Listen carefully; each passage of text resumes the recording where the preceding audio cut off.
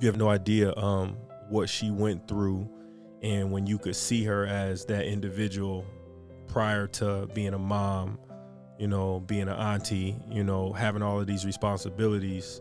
When you could see that version, that's when you can really extend the type of grace that's deserving, the type of grace that we get on a daily. Absolutely. That we, sometimes take for granted.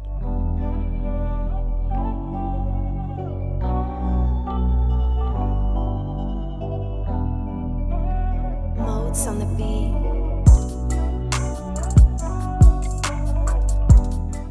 Hey, what's up, everybody? I'm RJ, your host of Going Public Podcast.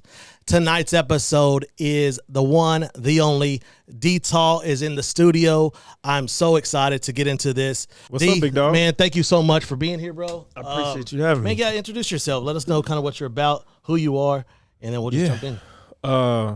DTall, Devin, if we want to keep it corporate, right? Yeah. Father, right? Man of God, artist, producer, entrepreneur, speaker. Okay. I wear a number of hats, But it's always to the back. Always to the back. Where's the plug? The hat to the back. Hey. But no, like truly, man, just on the good walk, trying to be a man of God in every way, every capacity, everything that I touch. And just trying to make an impact while I'm breathing, Man, and you are. I know the first time we met was in a Connect group, and instantly when you came in, it was you and now my co-host Jameson that really connected. And it's the saying is real recognized real. Instantly. And I remember those conversations because I remember the faces of some of those people in that circle were like, oh my gosh, they're talking about this in a Connect group. And sure enough, we were. And so, man, I just want to say I applaud you for your walk because I know you don't do it to be noticed. You do it to glorify. Mm-hmm. And, man, it's seen on my end and just people around you. Who you are is a reflection of what God has done in your life. But, man, you're a podcast host. Yeah. So plug that in real quick, man, so we can follow. Yeah, absolutely. The Hat to the Back podcast. Okay. Get it everywhere. That's clever, right? Spotify, Apple Music, all the YouTube, all that jazz. But yeah. That, man. Okay, so, man, let's go in. So you're an artist, producer, but 2020 was a change for you. So if you would, start off, how music started for you, how you got in sure. and then the transition. So music has always been a part of who I am. Going back to a kid, I was the one that was beating on the table in elementary school, kicking freestyles. I was jealous of the pencil people. Yeah. Could you do the pencil? Yeah, I couldn't do the pencil, okay, but I could put something to what they were doing with the pencil. Okay, bet, yeah. But it started like that, and then accidentally found out I could play keys by ear. Oh, wow. When I was in 5th grade, so started producing music. By the time I was in 7th and 8th grade, I was making the music that we ran out to, in sports and stuff. Okay. And that's kind of how the journey started. I'm a Kanye baby. And what I mean by that is I get you. From the Midwest, started to cut up samples and stuff as a kid. And from the Midwest, but Dayton, Ohio. Dayton, Ohio. Right. Man, shout out to the 00. Shout out to Ohio. Okay. But been in Texas half my life, Bet. But yeah, so the music journey, music was always there, outside of, being a student, playing sports and all of that. And it started to pick up and get serious, late teens, early 20s, right? Okay. And at that point, really got into the real industry, and by real industry, I mean where you are able to monetize a lot of stuff and collabing with mainstream artists, some A-list and B-list artists today, and just got to the point where I was on the music journey and everything that comes with it in a secular capacity, right? Yeah. So everything from the groupies to the alcohol to, just you name fast it. life. Yeah, fast life, I got a song called Tried to Love the Streets. I really tried to love the streets, but the streets didn't love me back. You know what I mean? Thank God, right? Thank God, right? Yeah. But so was on that journey that took me in a roller coaster type scenario in life. And then in 2020 is when things really hit the fan, right? And by hit the fan, I mean everything from being suicidal due to my circumstances. And I had one of my boys who's actually a pastor, shout out to Pastor Daniels, kind of like speak to me in a way where he was like, man, I feel like you're supposed to be doing this for the kingdom. And I'm like, man, like why would I do that type of music? And I'm not even walking like that. And he invited me to a Bible study, and it was just like one thing after another, right? Okay. Which kind of popped the can open. But that transition that you asked about, Kill Lucy is the name of the project, the first stab at Christian hip hop that I took. And it was really a play off of Kill Bill. Okay. Right. Lucy being Lucifer, I was like, if I put it too much in their face, I'll lose all my secular fan base. Yeah. But that's where it came from. And like the first line of that title track off the album, I say, last year was crazy. Took a lot of L's. Lucy tried to take me out the game, but we gonna still prevail. Chick tried to extort me. I lost 30 bands, heavy drinking to cope with depression, popping Dros and Zans. Lost my woman, lost my mind, lost my job, had nowhere to turn, out of options, had to go to God. So that was like the theme of the whole transition. That's nasty, but it's so. I hear the pain also in those lyrics, bro. It's like you lost a lot, but also you won more than what you lost for sure, man. So I want to jump right into just some trauma. A question that I've learned with men is that we walk around with childhood trauma in any scale, whether it be from the dad, from the mom, from the friends, to whatever. So is there a area of your life that you've had to battle childhood trauma that you've overcome? Yeah, for sure. Much of it is centered around my mom. Okay. You know, like you hear the term mommy issues. Yeah. So I had them, right? Okay. And, you know, definitely want to choose my words wisely on this topic because my mom is really walking right now. You know, I've never seen her like in the word like she is right now. And, you know, like we've patched up a lot, you know, and it's been a journey, you know, on that front. And, you know, just seeing her exhibit like forgiveness that, you know, I never thought you would see. And yeah, I mean, like, I think every man that has like issues like with their mother, it affects your relationships, you know, absolutely, intimately, you know. Man, I didn't know, D, that I had mother wounds as well. So I'm also trying to be careful as my mom's growing. And I think sometimes we cap grace based on who that person is in our life. Mm-hmm. If it's mom or dad, we cap grace. Oh, you're supposed to be top notch. You're supposed to have everything. But we forget that they're human and they're also a child of God, right? And so a lot of times I was so frustrated at mom because of what happened when I was a child that I didn't give her grace when I got older. I held on to that, and then I was walking and giving other people who really didn't matter in my life more grace, more love, more kindness, and I was stabbing mom with my words or with my absence, ignoring texts, ignoring calls because she hurt me. And so like you said, it really revolved into my relationship with women. I didn't realize that I was hurting these women because I was trying to find validation in a woman when I really wanted it from mama. Right. So, yeah. But, man, yeah. RJ, I didn't know we had that much in common, bro. Like, that's wild. You were spot on. But it is. I think the trend is not really trend, but as we become more vulnerable and transparent, I think men realize, oh, shoot, I really do have an issue. But it's not as sexy to tell people, man, I have mama issues. It's kind of trendy and whatever to say, yeah, I got daddy wounds, right? But it's rare for men to admit we got mama wounds. I ain't putting that on my Hinge profile, right? Like we're not, but because it's not sexy and it's almost like, man, you're not tough enough, you're not strong enough as a dude. But once we defeat that and we start showing mom love and grace, yeah, there's truth that she hurt us. But what I tell people is that God didn't show up with truth first. He showed up with love, and then truth came after, right? So the same thing with our moms. I gotta just demonstrate love first, and then the truth is him. Like he's the only one that can restore that relationship because there's wounds that hurt, but also we've hurt them as well, and we got to learn how to walk in grace completely. Right. And so, man, thanks for sharing that. Yeah, no, for sure. I think one of the best pieces of advice on this subject matter that I received was you got to start to see your mother as the person she was before you were a part of the equation. Ooh. You know what I mean? The person that she was when she was a kid, a teen, right? Because that version of her, you don't know what transpired. You know what I mean? Wow.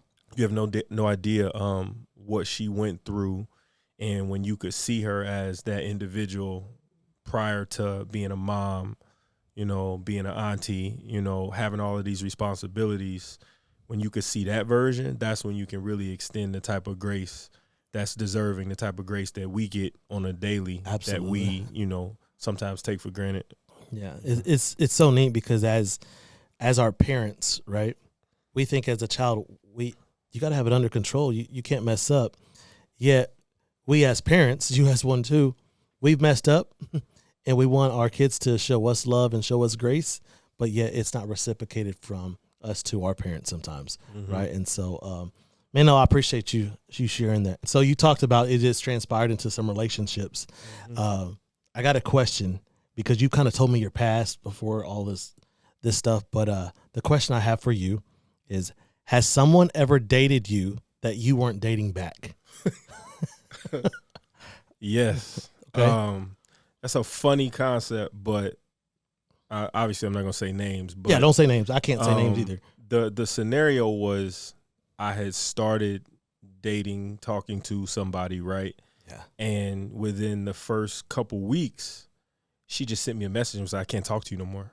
And I was like, what am I missing? Like, what are you talking about? Yeah. And she was just like, used to date one of my girls. And I'm like, really? I'm like, who's that? And then when she told me who it was, I'm laughing to the point where, like, I got tears in my eyes. She's like, what's so funny? And I was like, man, I didn't date her.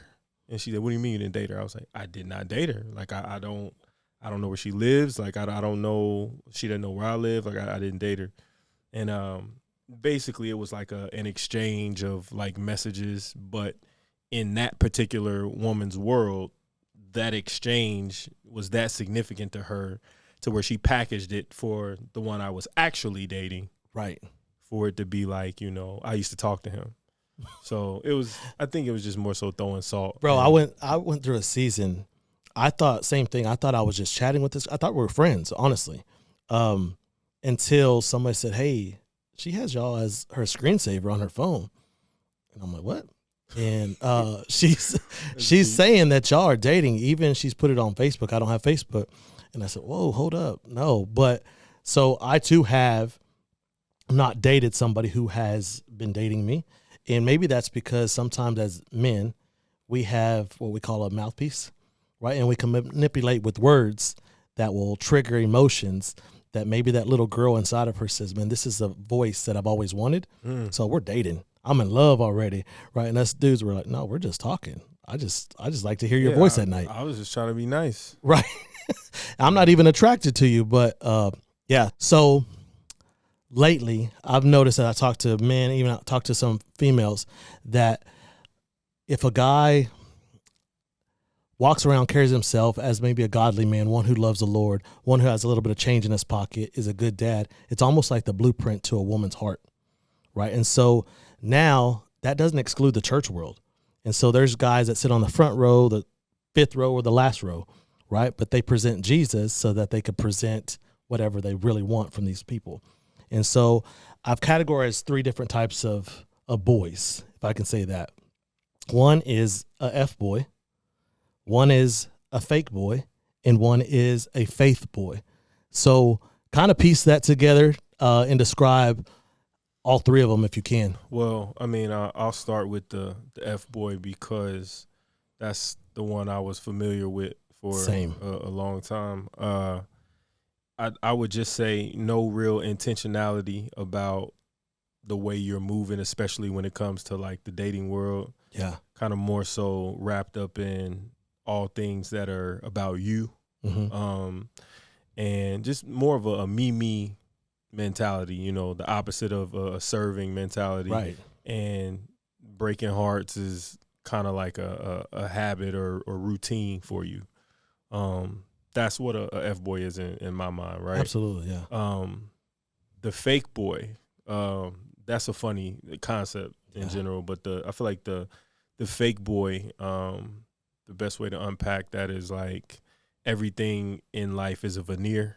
Absolutely, right? Yeah. It's nothing is truly authentic. everything is based off of what other people may think or perceive about how you move, how you dress, and anything fake is not sustainable, right? You know, it could be fake food, fake hair, fake teeth, fake. I mean, you name it, right? And so I just feel like if you're that guy, you know, good luck long term, because you can't can't sustain that, for whatever sure. that looks like. And then the faith boy, this is weird to say, but you know, I got a lot of respect for the faith boy, because the faith boy isn't as cool by worldly standards, Right. The faith boy is kind of like that good guys finish last type packaging. The one who gets his heart broken, right? Right. Yeah. Right. You know, you're coming into a dating situation trying to move the right way. You're a gentleman. You're walking around honoring women, and the guy that is disrespecting your dream girl, she's crazy about him. Right. You know, so I don't know. Those are those three buckets. That's the best way I could describe all of them. But the unique part about it is I've been two of the three. And you know, different seasons. I too have been chapters. two of the three, and then a hybrid of the last two. I've been a fake faith boy, right? Like I was presenting Jesus because that was very appealing, like I said, to women or whatever, or not even to women, but to everybody who was following me. Dude, RJ got his stuff together. He loves the Lord, and he really does, but they don't know that I'm acting up outside of the church, right? And so we talked about something off camera, and I wanted to kind of get into that. Is some of us, we have friends outside of the church who tend to do things on accident better than some of us church Christians do on purpose, and that's just treating people right. I think you said something. Some people love to see you succeed, but as long as you don't reach above ourselves, right? For sure. And so kind of tap into that if you don't mind. Yeah, no, for sure. Like, people want to see you do well, but not better than them. I think what that looks like is people are okay with seeing you thrive, okay with seeing you progress, okay with seeing you do well in whatever capacity it is. But when you have to watch somebody elevate, you know, to a higher level than what maybe you have, then I think that's where it hits people differently in a not good way. You're right. I think I struggled with that in just kind of my insecure years or whatever. Is I was in my waiting season. I thought I was doing things right, but I was still waiting on the Lord to speak for me or put me in that position that I believe he called me. And so in that waiting season, I became very envious of people who hadn't waited as long as I did. And so when they got their turn, I'm sitting there saying, Lord, I've been in line for 6 months, a year, 2 years, 3 years. And then they get to skip the line and go ahead. I was nervous about just talking about this, but our conversations have always been honest and real. And lately I went through a season in the church of people I was pouring into and just giving my heart out. And I got hurt by them for no reason other than they didn't like the way that I moved or the way that the Lord was moving me. And so they just begin to kind of just backbite and just be so ugly. And the facade, the veneer for me was, oh, I'm good. I've been hurt way more than that. But it's a different type of hurt when it's church hurt by people you were trying to pour into. So have you ever gone through something like that in just a world where you were just pouring into people? Maybe it's mentoring them or just helping them, and then you realize, dang, they're not as for me as I thought. Yeah, for sure. There's an individual walking this earth that I put everything into. I let him live with me. I gave him an opportunity in the business world, changed his life, put him in a different tax bracket, just everything you could imagine. Took him to church with me, tried to pour into him every way imaginable, and ended up, stabbing me in the back.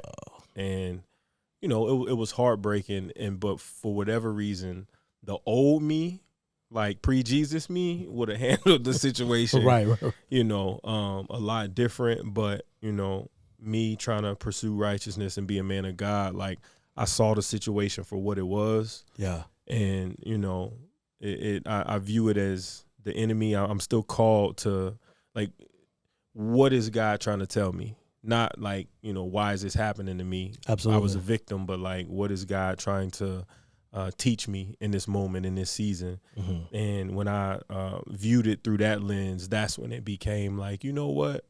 I forgive you. I'm not even tripping.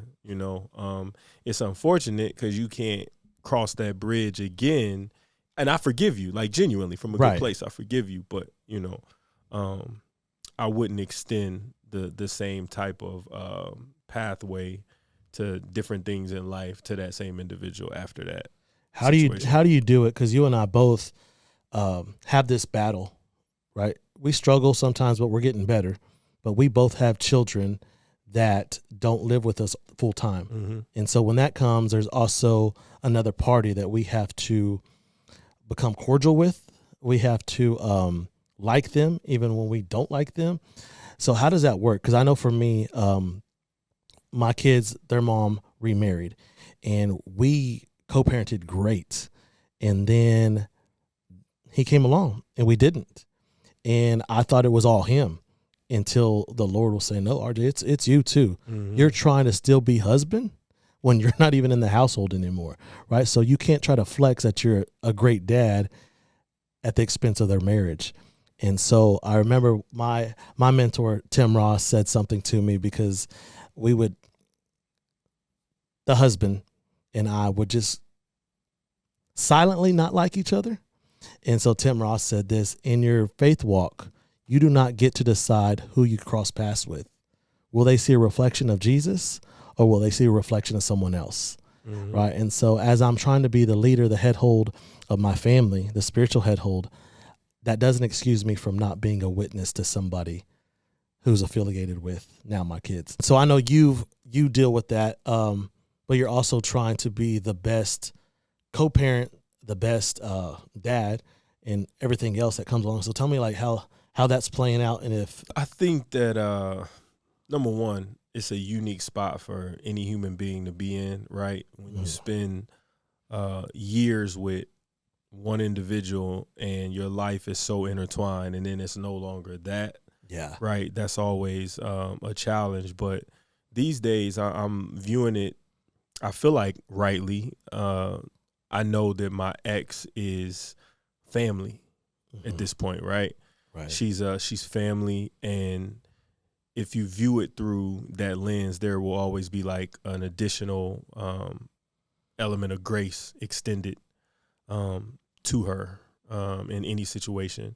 And I haven't experienced yet, her being in a super serious relationship or whatnot. But it's always like challenging, and always will be challenging, I think, on the kids, as you're trying to break those patterns. Like for the longest, I will pull up to my old house, and if it's trash day and the cans are in the street, I just pull the cans up, Right. And I'm not thinking like this is a boundary. That's not like your place anymore. It's not my place no more. Right. And it took. And I think as alphas, right? I consider you an alpha too. Our intention is good. It really is. But that's no longer our place. And so when we cross that boundary, we're really stepping on the toes of whose place it is now. Mm-hmm. Right. And I know even when we would do the exchange with the kids, when they would go to their mom or they would come back with me, I saw a difference in attitude. And for the longest time, because I was absent, whether in prison or whatever, I thought my way back to their heart was buying them things. Not just being present, but giving presents, right? And so I would just buy their love, buy whatever they wanted, yes, whatever, until they started going back to mom, and mom had to be the bad guy and say no. I was truly the bad guy because I was giving something that couldn't be reciprocated back at the other house. And so now the kids had attitude going back to her, where she's been nothing but present. And now I presented a storyline that said, oh, if somebody says no, they don't really love me. That's where the Lord had to mess me up and say, hey, like, you got to break this. There's some insecurities in your life that you can't just give people cash. You can't give people presents for them to like you. You got to be secure in who you are, even when it comes to your kids. Mm-hmm. So do y'all ever battle that, like the transition with the kids going back and forth? No, like, and the reason I think we don't battle that is because we are kind of lock and step in terms of how we want to raise them. That's so good. Which is, it's a beautiful thing. Like, right. I mean, because you're seriously still on the same team, mm-hmm. but like we said, you're on the same team. You just wear different colors, mm-hmm. right? And so, yeah, man, I like that. But exciting news. We chatted about the X for a second, but bro, like that's the old season, because when I saw your post that you are no longer a single man, mm-hmm. and that you are an engaged man, a happy man, a smiling man, a one who is not afraid to show off his girl.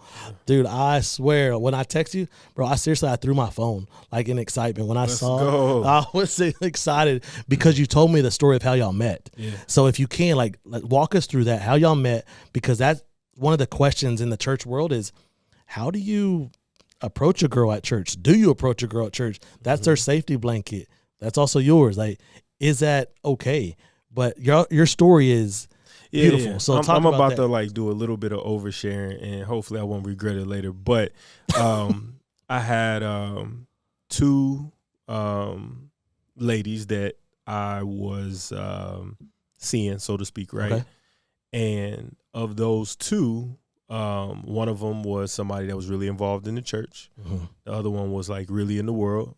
Okay. And it took one of the guys from community, right, from Connect Group to be like, hey, man, I know you single and everything now, but you can't rock out like that. Like, you can't. Right. That's not fair to, to either one of them, first off, right? But then outside of that, like, as the man of God I know you're trying to be, like, you got to, like, dead that. Mm-hmm. And I'm like, so, I mean, what are you telling me to do right now? He's like, man, you need to, like, reach out to him and let him know that's it. Like, I can't really see you like that if I don't have plans for you, right? If I'm not being intentional, I'm not trying to, like, ultimately make you my wife. Like, we are wasting time. We're on a hamster wheel. And so I thought the concept was kind of crazy, but I prayed about it, got, opinions of other men of God. And it was like, okay, all right. So I had the conversation with him and I shut it off. Yeah. Right. So now it's like I got all this free time back on my hands. I got all this extra money in my pocket. And I'm realizing like where a lot of those resources were were going. Right. So now I'm truly like being more intentional about like the time that I'm spending like in my word, and the guys around me start saying things like, man, I'm praying for you a wife. I'm gonna get you a wife. I'm like, man, like you got to date first. Like, why pray for me a wife? Like, man, that's heavy. Then, bro, I got to start dating someone. So it'd be a long time before I would even like. What are we talking? I got to meet her, then date her. I got to meet her, then date her. Right? Yeah. So fast forward to the point that you want me at. Yeah. I'm at Social Dallas, my church that I love so much. Shout out to Social. I'm at Social, and it's towards the end of service, and I'm getting prayer, right? I'm up at the altar or whatever, and pastor does this thing where he says, if you keep showing up, you keep growing up. Right. So after that, I opened my eyes and I looked to the right, and it was like one of those double takes, like next snap, like, who are you? So I just introduced myself, like on the spot right there. On the spot, right then and there. As soon as laid eyes on her, it was like, I'm Devin. I, just introduced myself or whatever. And we're having this short conversation. Now, mind you, because we're in the very front, the whole church is behind us, right? And we don't go to a small church. Yeah. And so as I'm having that conversation, one of my boys from Connect Group puts his arm around me, and he's like, I see y'all have met. And I'm confused because she had just told me she was from Arizona. And so I'm thinking like, how is this, what? And he was like, yeah, this is my wife's sister. Oh, shit. And this is one of the guys that I was walking with. Right. So I know exactly what you're talking about. So he knows, those two individuals that I was, dating or whatever. And so it was just like, man, okay, that's kind of like weird. And when I left church, I sent him a message and was just like, hey, man, your sister-in-law is kind of easy on the eyes, my boy. And he was like, he was just like, man, like you're wild. I was like, no, I'm serious. And I thought about it some more. I'm serious is wild. But, right. Yeah. I texted him back and I was just like, man, I always have kind of like the Phoenix Suns. So I just started making like all these Arizona jokes or whatever. But anyway, that's how everything was like teed up or whatever. Shout out to the whole Connect group, man. Some of them guys have played instrumental roles in what's going on in my life. Absolutely, bro. And so what happened? You connected with her? Yeah, just connected with her. She was on fire for the Lord simultaneously, right? Mm-hmm. So everything was different than anything I had ever experienced, right? Like we're on FaceTime, getting into the Word, just doing things that I had never experienced in the beginning stages of dating somebody. Wow. And, like sex off the table, of course, like we're doing it the right way. Abstinence, all that stuff was just like, man, this is crazy. I don't even know what I'm doing. Like, this is crazy. It doesn't feel right, but it feels right. What's crazy is it didn't feel right in the very, very beginning, but then it became normal. And I felt like God was feeding me in different ways where I didn't need the other extracurriculars. You know what I mean? I was like, this is not only right, but this is how I'm supposed to be moving. I felt like I had a clearer mind than I had ever had before. Like, truly. Wow. Probably since I lost my virginity in high school. Like, I never thought so clearly, It's almost like I got a little bit of purity back. Oh, no, that sounds crazy. No, it is, because as you're describing that, the thing that comes to mind is you are walking in that faith boy now. Mm-hmm. It's no longer the fake or the F boy. Like, you really are in that season. Mm-hmm. And so what didn't seem like normal is now your norm, but it's also how you want to honor God and his giving actually to you. So how did you know that she's the one? Because it went fast, it went quick. You also knew right away. I knew, man, and I don't even really know how to explain it other than the whole equally yoked concept. It was just like I had a list of non-negotiables. She had a list of non-negotiables, and it was only one thing on the list that didn't add up. It was like, that's 15 crazy. Out of 16 items was like on point. And then, even the shallow stuff, like she's gorgeous, like she's beautiful, right? But her heart is definitely the most beautiful thing about her, like the way her worldview, what she stands for and where she's come from, like all the things that she's been through, because she came from the world as well, you know what I mean? And no judgment, if anything, like it's just making her even more attractive, and I just love and I look forward to what the future may look like from a standpoint of walking with other couples that come from the world, right, and are now trying to, live more of a kingdom lifestyle. Man, appreciate that, and congrats to that as well. I think the second day you were at Connect Group, we were kind of like finishing up, and you got real emotional. Mm-hmm. I think you had just got back from Ohio, and you got some news that just didn't set well with you, and it was they found a tumor. Yeah. And so, man, kind of get into that, and also make sure you get into what you were reading, if you don't mind. Yeah, for sure.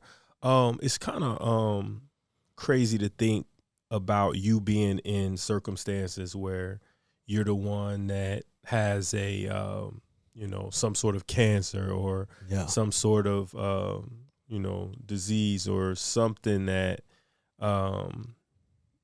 is about to be a new journey in your life that you got to like battle and go through. Like when you see it happen to other people, it's not that you breeze over it, right? You pray for them people, but very rarely do you put yourself in those shoes. And so, to hear, a doctor say, you have a large tumor in your liver and take you through what it could be is like, wait, what? Like, right. What are you talking about? So scary times, right? The way that I found out, I was in Ohio, right? Going to Ohio State football game, and ended up having to, get back quicker or whatever. And the guys from Connect Group, like just surrounded me with, the love, the prayer, the everything that I needed, like during that time. And like, it'll always, mean so much to me. And at that time, somebody was telling me, like, man, you just got to get in your word. Like, it's cool. You listen to sermons. Like, that's cool, bro. Okay, you listen to Christian hip hop, you got some worship music. That's cool, but you got to get in your word. Get in your word. Absolutely. So I was just like, all right, well, I'm going to just open the word, and wherever I open it to, you know, that's where I'm gonna dive in. So I open up to the book of Job, and I never, you know, really been exposed to this, right? Mm-hmm. So I start reading through it or whatever, and I end up having to like leave, like to like get like my business day started or whatever. But I had Connect Group that night. Yep. And so 2 things happened that day. I got the news that the tumor was benign, right? Yeah. So that's obviously, you know, something Right. to celebrate. It was Absolutely. like, oh my God, I'm not gonna die. At least not right now. Yeah. You know. So that was major. But then when I got in those quarters with the guys, I was so excited to like tell everybody. Yeah. You know what I mean? That I had got that good news or whatever. So I disclosed that to the group, you know, y'all prayed over me. Like it was just like a whole thing that I would never forget. And then Blake, shout out to Blake, you know, opted to go to the book of Job, which was crazy because I had just opened up to that, the whole Bible. That's where I opened up to. I remember that, yeah. And not knowing how it ended, you know, man, it just broke me down, man. It broke me down. And it did. I remember somebody said this, and it's scripture, but they told you to keep on reading the book. Yeah. Right? Because it's not over. Like all of his trials and tribulations, that's not the story. Mm-hmm. Like the story is like the end of it, right? Mm-hmm. And I remember us telling, hey, continue reading. But somebody said, and this has always been one of my favorite lines in that book is, though he slay me, I will trust in him. Right? Like Job says, no matter what happens, I'm going to trust in God. Mm-hmm. And I just think that was just a cool story for you, is that you're diving into something new, but the Lord says, man, I'm going to heal him, and I'm still going to offer truth. And like you seriously lived all of those, I would think those mind games, like, man, the worst thing that's about to happen to me. Man, I'm about to die in 2 weeks or whatever. Perspective like no other became a thing. Like everything was uber intentional at that moment because of that. You know, that's when Moana 2 came out. Took my daughters to see Moana 2, went to a Maverick City concert. Everything was like overload. I got to get all of this in because this may be it. You know what I mean? And it's beautiful. You know what I mean? Like now, like that true, you know, having joy in chaos, that was a true example of that. And I will never forget it. It'll always be a part of my testimony. So thank you, bro, just for, you know, being there for me, man. Like being in community, you know, during that time frame. Like, bro, I felt like y'all saved my life in a sense, right? Yeah, man, it's an honor. He just allowed us to be a vehicle of who he is. And so I know that has been a reflection of how you worship now. Bro, I love it when you and your daughter up there worship. Sometimes I'll shoot you videos or whatever, but it really is contagious how y'all worship. Yeah. And man, it's just so cool. And it was at worship night that I thought at 40 years old, man, I think I'm too old to be jumping and worship and praising. But it was y'all's contagious praise that got me. Man, I'm jumping, bro. And it's a whole different level when you forget about everything that your mind says, hey, people are watching you. Mm-hmm. When you just say, no, my heart is overflowing with love and gratitude for the Lord of what he's done for me, I got a reason to praise. I got a reason to jump, right? Man, I want to just say thank you for sharing that. That story is always going to feed my faith. And so, man, I love you for it. I love what the Lord has done in your life. And that story is going to be told for a while. I love you, bro. Yeah. All right. T-time. All right, GP fam. It's one of our favorite segments, Tea Time, where you guys have submitted questions to us. And now the guests and I ask each other. But the kicker is we have no idea what these questions are before we read them. And it's going to be rapid fire. Let's get it. So, you first or me first? You first. Go ahead. You go first. Oh, no. I want to ask you first. Yeah. Oh, go ahead. Yeah. Go ahead. Put you on the spot first. Here we go. Is it more dangerous to underestimate a woman or overestimate yourself? Underestimate a woman. Okay. For sure. If your younger self could hear you now, would they be proud or confused? Proud. Easy. Can you forgive someone who still keeps their distance?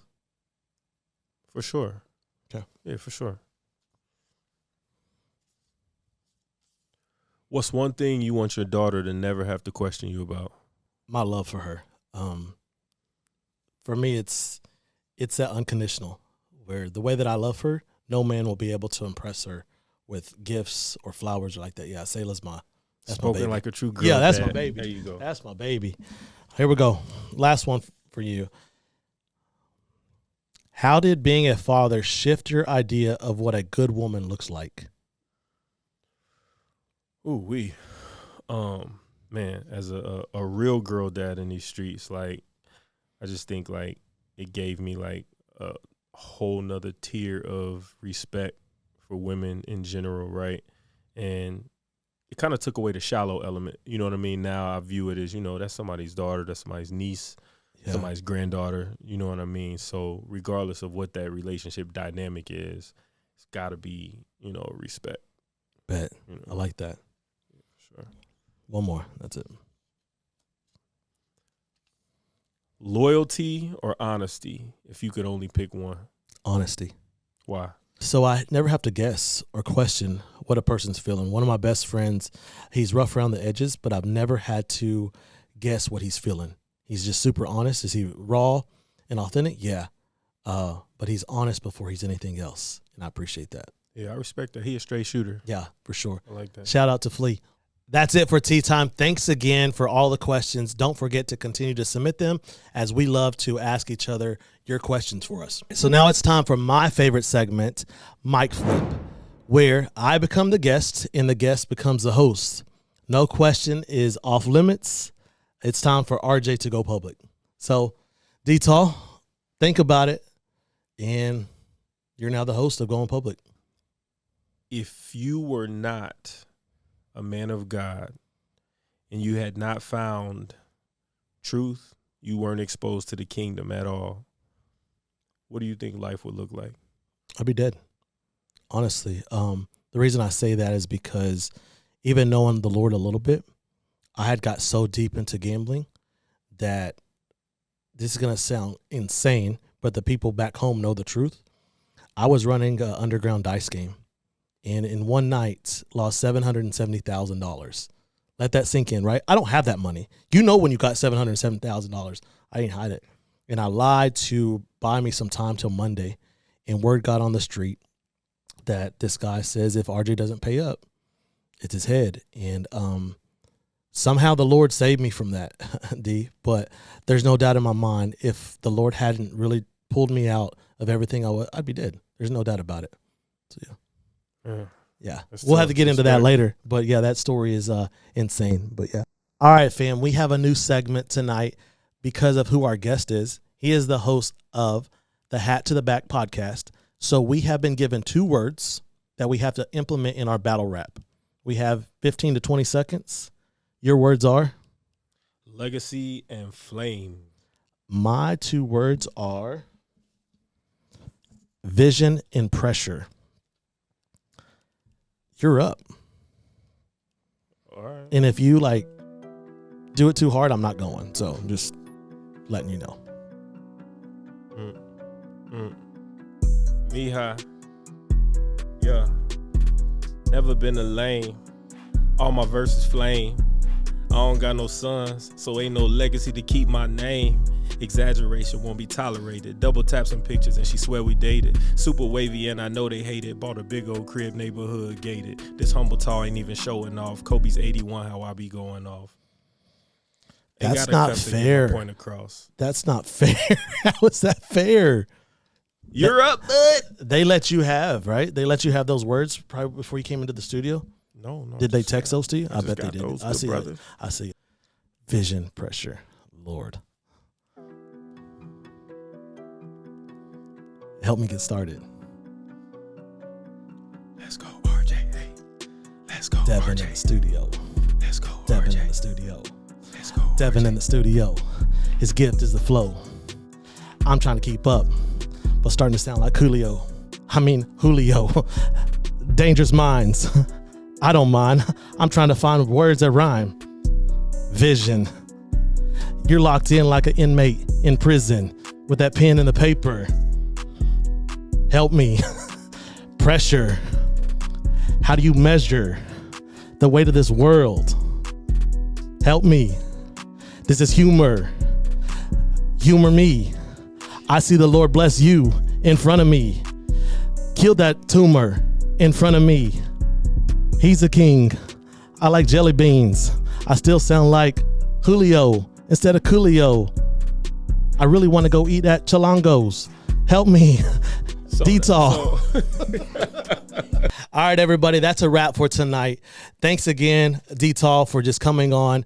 Make sure y'all follow him at DTall, D.Tall on all platforms. And if you like tonight's episode, make sure you like it, comment, share, and then ultimately just go and subscribe to our podcast at Going Public Podcast. Thanks again. We'll see y'all later. Love you.